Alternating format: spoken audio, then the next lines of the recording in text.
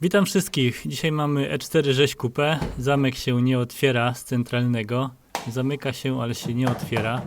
Sugerowałem skup metali kolorowych, ale właścicielka oparła się, żeby jednak naprawić. Zobaczmy, co się dokładnie dzieje. Jest otwarte. Teraz zamykam samochód. Zamyka się normalnie, natomiast naciskam teraz otwieranie. No i drzwi się nie otwierają.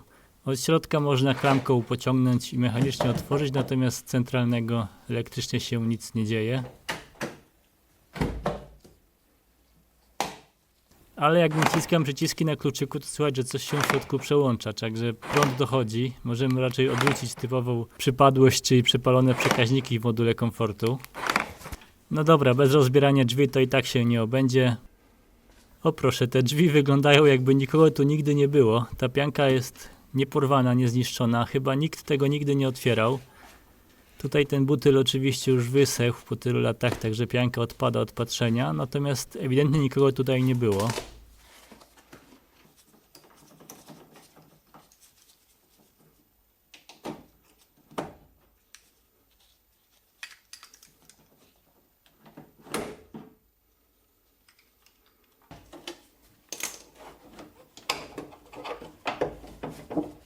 Uwolniłem zamek, ale i tak go nie wyjmę, ponieważ przeszkadza mi prowadnica szyby, także będę musiał szybę teraz uwolnić.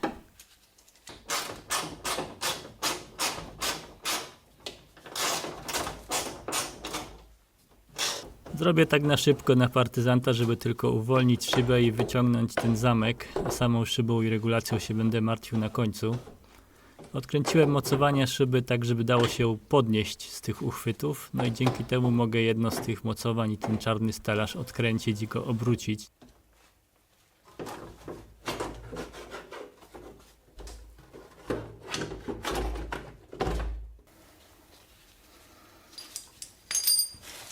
No i dobra, szybki demontaż, mam zamek na stole, tak on wygląda.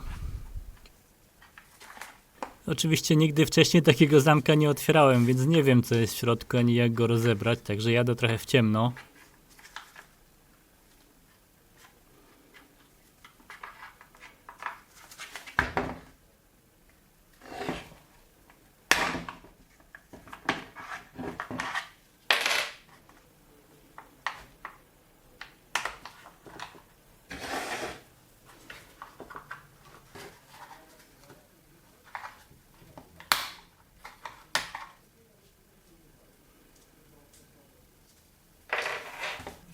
Cały zamek jest pod taką pokrywką plastikową, no i tutaj od samej góry widać taki kawałek blachy, no i dwa bolce, które zaciskają to wszystko razem. Nie mam lepszego pomysłu, jak rozwiercić to po prostu.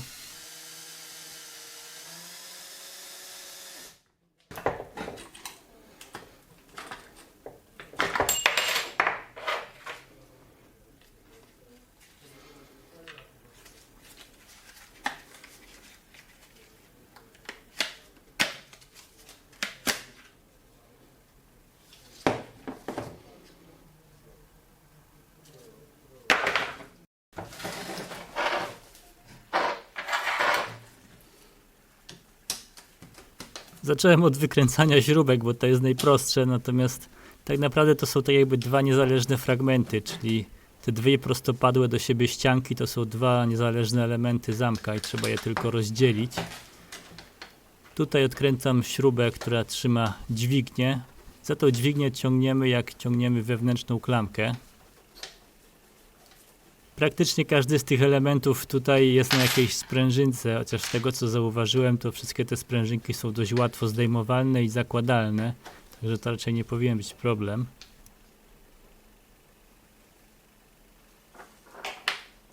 To białe kółko jest po to, żeby ruszać bolcem zamka w drzwiach, w sensie tym, co tak się wysuwa albo go można wcisnąć.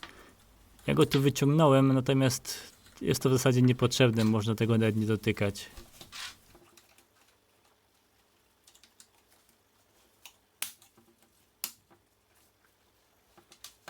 Natomiast to, co trzeba zrobić, no to uwolnić ten pin, który jest tutaj widoczny na środku, zapięty na taką charakterystyczną spinkę.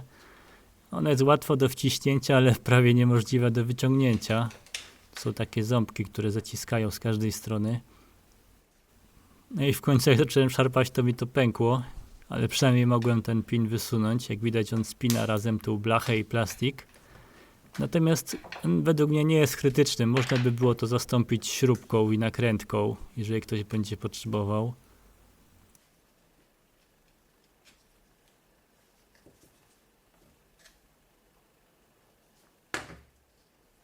No i wtedy jeszcze tego nie wiedziałem, ale w zasadzie już teraz mógłbym te dwa elementy rozdzielać, czyli te dwa prostopadłe do siebie kawałki. Ja tutaj jeszcze widziałem drugi pin od tej strony, więc uznałem, że trzeba go rozwiercić, ale tak jak mówię, nie jest to konieczne. Tak to wygląda po rozsunięciu. Ten pin, który teraz rozwierciłem, trzyma właśnie ten żółty fragment. Natomiast jak widać, on nie jest tak naprawdę na stałe przymocowany do tego plastiku, więc można to było po prostu wysunąć. Wystarczyło tylko odpiąć od tego ramienia na dole. Także teraz będę musiał to naprawić, natomiast jeżeli ktoś tak będzie robił, no to tak jak mówię, można tego w ogóle nie dotykać, zostawić oryginalnie tak jak jest. No i ta część elektryczna kryje się w tym plastiku, także zostały porozpinać spinki. Tu jest też kilka śrubek, ja już je poodkręcałem wcześniej, między innymi dwie są ukryte pod tymi ramionami, no ale można je na siłę wykręcić. Jakieś spinki mi się połamały, ale to też potem przykleję. Także otwieram, żeby zobaczyć, co tam tak naprawdę jest. Przypominam, że nigdy tego wcześniej nie widziałem. No i pod spodem okazuje się, że są dwa silniczki elektryczne, które kręcą dwoma ramionami. No i szczerze mówiąc, w tym momencie spodziewałem się zobaczyć jakiś połamany plastik, może jakieś wyrobione koło zębate plastikowe albo jakieś wyłamane zęby, które powodują taką awarię.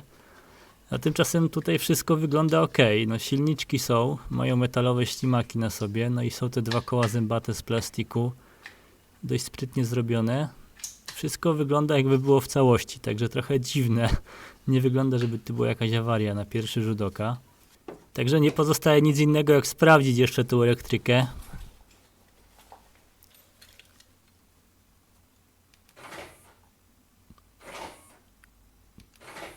Ok, to już jest podejrzane, że rusza się tylko jeden z tych dwóch silników. W zależności od tego, czy otwieram, czy zamykam, to w jedną lub w drugą stronę się kręci. No to raczej nikogo nie powinno zaskakiwać. Ale zastanawiało mnie, czemu nie rusza się ten drugi. Natomiast jak ruszyłem palcem ten wirnik, no to on się tak jakby budził na chwilę i coś tam zaczynało się kręcić.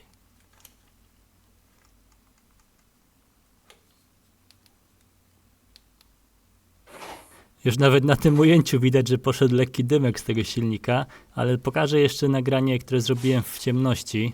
Myślę, że tutaj już widać, że w środku po prostu coś iskrzy. No i ten silnik po pewnym czasie staje, także jak go ruszę palcem, dopiero się budzi. Więc ewidentnie awaria silnika elektrycznego.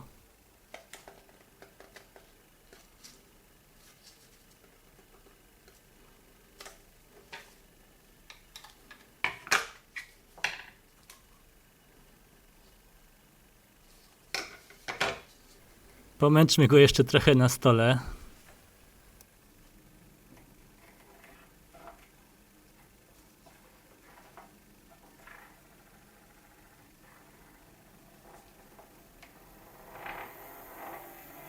No trochę jeszcze zadymił nawet na zasilaczu. Ale byłem ciekawy, co tam tak naprawdę się stało, także nie mogłem się oprzeć, żeby nie popatrzeć.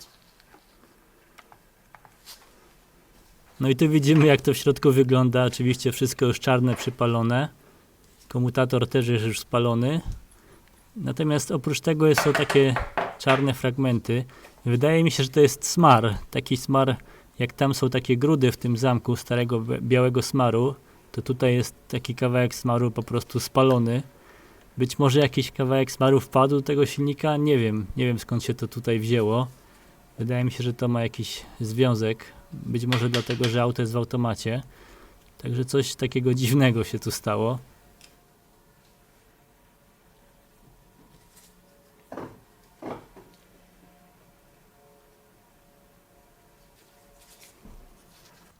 No także awaria elektryczna mimo wszystko. Oczywiście taki silniczek jest nie do dostania jako podzespół, żeby kupić za grosze i wymienić. Jedyna szansa to chyba znaleźć inny zamek i podmienić z innego zamka. Oczywiście tutaj wracamy do podstawowego problemu, czyli że zamki do coupé są kosmicznie drogie albo niedostępne. Wiem, że jest dużo zamków do sedana, natomiast nie wiem, czy tam jest coś podobnego w środku. Nie chciałem ryzykować. Udało mi się znaleźć taki zamek. Jest to zamek od Anglika, od coupé z lewej strony. Oczywiście, no w zasadzie taki sam, tylko z drugiej strony, ale silniczki powinny mieć takie same. Kosztował 45 zł, także najtańsze, co się dało znaleźć. Już pominę to rozbieranie, bo to jest dokładnie to samo, tylko lustrzane odbicie. Ale w środku są dwa, wyglądają na identyczne, chociaż mają trochę inne numerki. Także obawiałem się, czy nie będą się kręcić w drugą stronę, bo to jest jednak od lewej. Także nie pozostaje nic innego, jak tylko przetestować.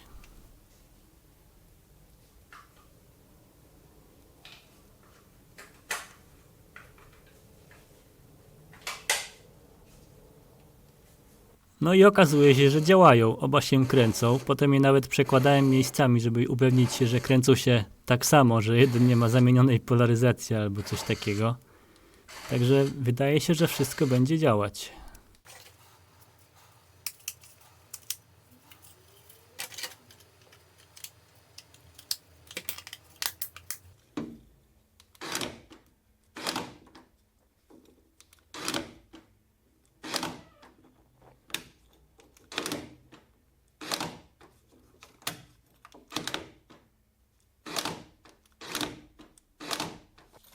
No dobra, chyba pozostaje teraz poskładać resztę. Tu już poskręcałem wszystkie śrubki. Sam zamek wrzuciłem do kąpieli, żeby się troszkę poczyścił, bo wszystko jest mocno zasyfione. On tam już ledwo chodził. Oczywiście będzie trzeba go teraz ponownie nasmarować.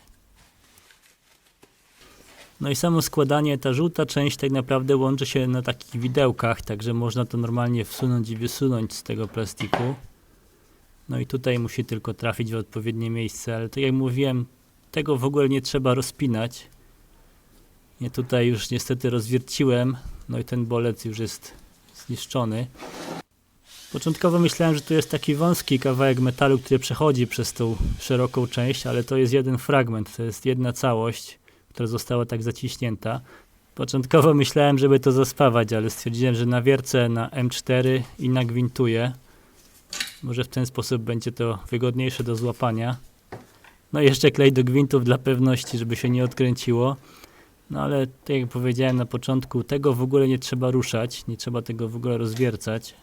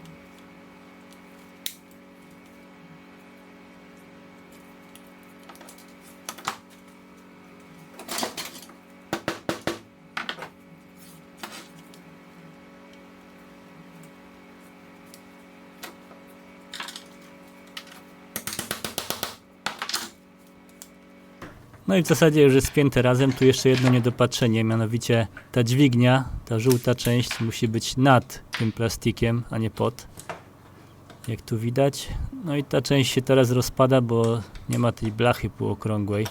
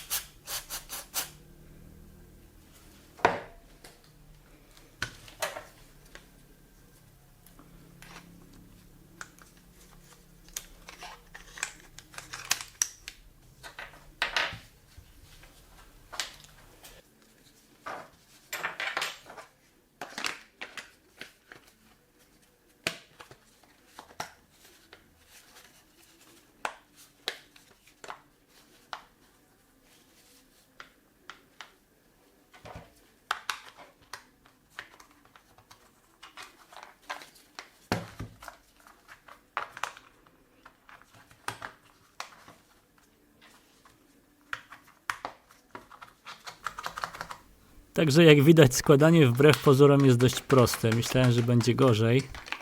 Ta część tutaj to jest dźwignia, którą ciągniemy, jak ciągniemy za klamkę zewnętrzną.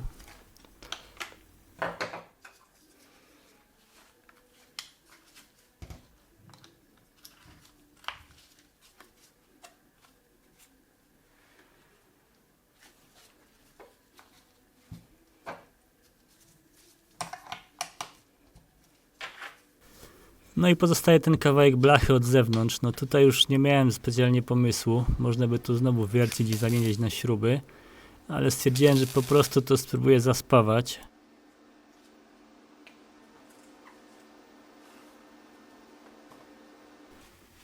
Dwa szybkie smarki, no i mam nadzieję, że żadnego plastiku tam pod spodem nie stopiłem. Wszystko wydaje się, że działa. Najważniejsze, żeby ta dźwignia nie spadała z tej swojej prowadnicy. No tak jak mówiłem, jeżeli ktoś ma ochotę zastępować to śrubami, to myślę, że można też próbować. Natomiast te pręty są też osią, która trzyma cały zamek, całą zapadkę zamka, także to musi być dość pewne. No i zamek w zasadzie poskładany.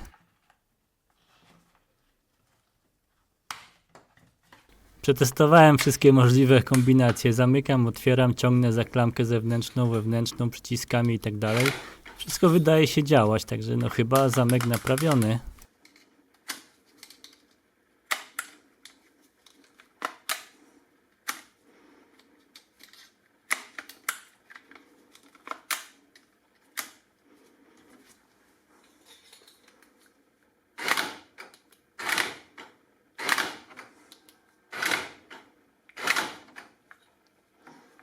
No i pozostaje zamontować. Tutaj przy wkładaniu takiego zamka trzeba tylko zwrócić uwagę, żeby ta dźwignia, którą ciągnie klamka zewnętrzna, była przed tym plastikowym kawałkiem, a nie za nim.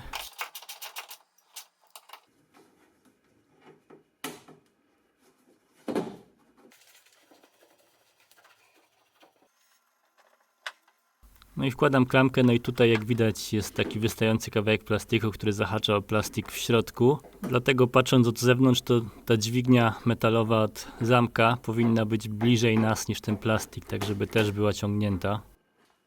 Coś tu klamką nie mogę złapać tego plastiku, także pomogę sobie w taki sposób.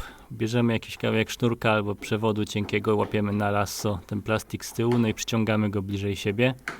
No i teraz jak będę wkładał klamkę, no to spokojnie powinienem dać radę to złapać.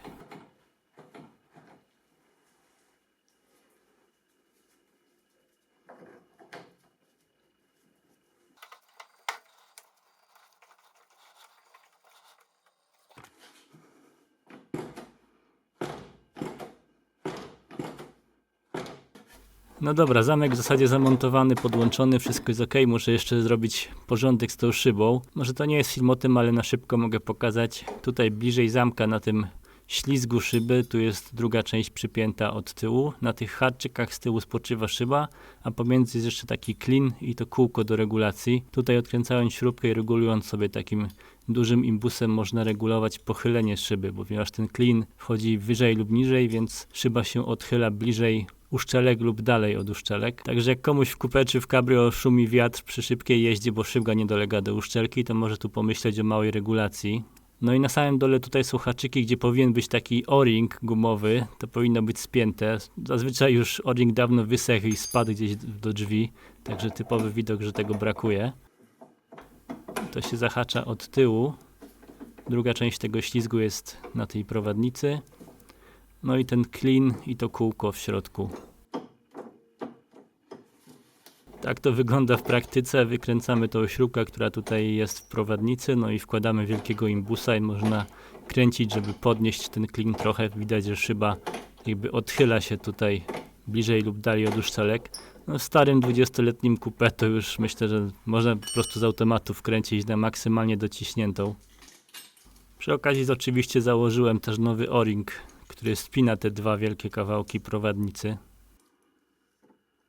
Została jeszcze linka, no to akurat nie jest żaden problem, żeby złapać tam na haczyk i przypiąć. No i mam wszystko poskładane, szybę założoną, wyregulowaną. Zostało przykleić tę piankę. Oczywiście przypominam, że robimy to na ciepło. No i dobra, poskładałem resztę tapicerki. Zobaczmy ostateczny wynik. Otwiera się i zamyka tak jak powinno. Zamek wciąż działa, klamka wciąż działa. No więc chyba jest naprawione. Udało się niskim kosztem. Także dzięki za uwagę. Pozdrawiam.